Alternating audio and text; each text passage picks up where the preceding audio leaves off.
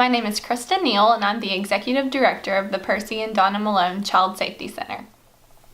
Starting in the 90s, Senator and Mrs. Malone did a lot of work at a state level trying to raise awareness about child abuse in Arkansas and passing legislation that made the climate more conducive for centers like this in our state. So once they did a lot of work in that area, they came back and decided we need to have a center like this in Clark County. A board of directors was formed. There were years of efforts put into this. An MDT was formed with local law enforcement, DHS, state police, to review child abuse cases. And eventually our building was found, and I was hired to get this up and running. Our mission here at the Percy and Donna Malone Child Safety Center is to provide a place of hope and healing for children and their families in the midst of a child maltreatment investigation. Our desire is to make a child feel safe and for them to know that this is a safe place for them to tell their story. In the past, children would have to go to police stations or hospitals and be questioned multiple times about the most horrific thing that had been done to them. And we get to provide this child-friendly location where they're only interviewed one time by a certified forensic interviewer, and they're here and they can tell their story, and we can support their family throughout this storm in their life. We get to provide services to children that have been victims of sexual abuse, physical abuse, severe neglect, or witnesses to violent crimes. One great example that I'd like to share is about a family that came here about a year ago, and they were absolutely terrified. One of the children had been a victim of a family member, and the mom and other sibling were terrified. They didn't know what to do or what to expect, and we got to provide the forensic interview that led to the charges being filed. Our child and family advocate got to help them understand the entire process.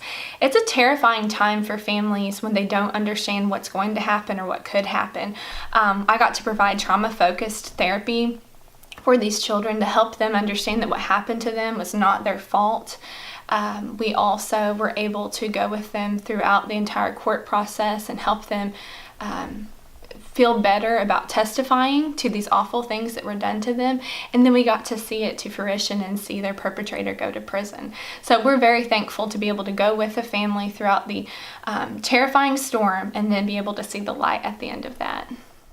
After the kids are here for the other services, at the end of their time, we take them out to the front and they get to paint their handprint on the wall. And it serves a few purposes. It kind of allows them that time to kind of come back and gather their emotions and get ready to re-enter into the world after what may have been a difficult time here.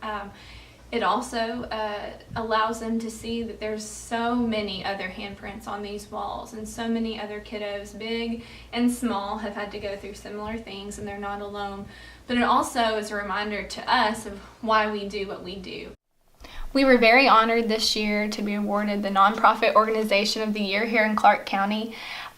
We could not do what we do without the support of our community.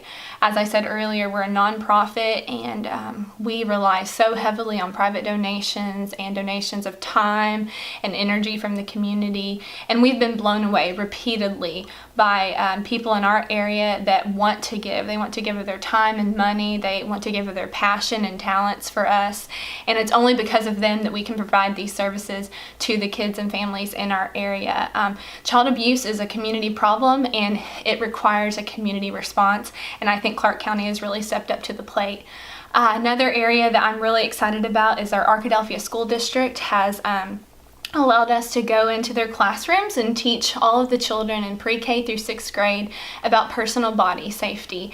Sadly, children do need to know how to keep themselves safe, and they need to know what to do if someone hurts them, and so we're very, very grateful to the school district for allowing us to do that. If anyone has any questions about our services or what we do here at the center, or would like for me to come and speak to your organization, please don't hesitate to contact us at 870-403-6879, or look us up at our website, pdmcsc.org, and we also have a Facebook page. Most importantly, though, if you suspect a child is being abused or experiencing neglect, please report that to the Child Abuse Hotline, 844-SAVE-A-CHILD. Please don't hesitate. You need to report it. Thank you.